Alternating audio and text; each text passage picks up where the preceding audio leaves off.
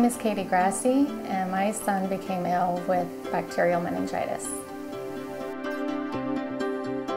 He was your average 9-year-old little boy. He loved riding his bike around town with his brother. He was playing soccer, just doing everything your typical 9-year-old little boy was doing. I had heard about meningitis just a little bit. There would be an odd news clipping or something about a child falling ill, but quite honestly, I hadn't looked into it. It didn't seem like something I should be concerned about. There are many different types of meningitis. They could be caused by bacteria or viruses. One type of meningitis is meningococcal meningitis. Meningococcus is such an aggressive and devastating bacteria in and of itself that often your body does not have time to make antibodies to be able to fight off the illness. And because of this, 10% of people die immediately after getting the infection. It was a normal day, and he woke up and went to play with a friend. And he came back not more than 10 or 15 minutes later and said he wasn't feeling well. Through the night I had just been not well at all, and in the morning my dad rushed us to the hospital, and I don't remember much there. He was then put into a coma, and they told us there that they weren't sure what was wrong with our son. All that they knew is that he was really, really sick, and they were going to do everything they could to save him. So he went from being perfectly normal to having some flu-like symptoms to being deathly ill.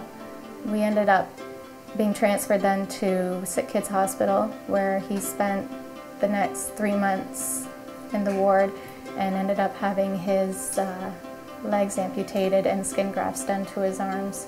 Although I can still do whatever I want to, it's taken a lot more effort and like energy to do simple things. There are different types of meningococcal bacteria. The two most common types are B and C.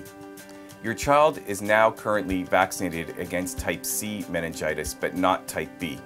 Thankfully, there will be a vaccine soon to protect against type B meningitis. I think when you are affected by such a life-threatening situation, especially when it happens to your child, the world changes completely. Everything that you used to take for granted, you no longer take for granted. It's all the little things. The saying, you don't sweat the small stuff, you really don't sweat the small stuff anymore. It took about 2 years for things to finally start settling down and becoming back to normal after he had to undergo all his physical therapy, learning how to walk again, and just being labeled now disabled. You go from being a perfectly fine child and a perfectly, what they quote, normal family to being now one with someone who has a severe disability. I'm pretty committed to telling my story just because I like to get the word out there that this kind of stuff happens to people, you know? Like, I never thought it would happen to me. I was, the day before, just playing with one of my friends in her backyard on a swing set. Came home and I wasn't feeling well, then all of a sudden, you know? So it happens, and it's just good to get, you know, immunized and aware of these type of things, you know? Nobody came knocking on my door that day and said your child's at risk. He wasn't supposed to be at risk. Fact is that you are, and you don't know when or who is going to strike. The only thing that changes outcomes for meningococcal meningitis is vaccination through prevention. Because he's lost his legs and just going through the meningitis experience, he's had to grow up a little faster than most kids, and he's just turned into a great young man who still enjoys doing everything that he did before. He just, I think, enjoys it a little bit more. He's just your typical average 15-year-old now, and he's still my Keaton.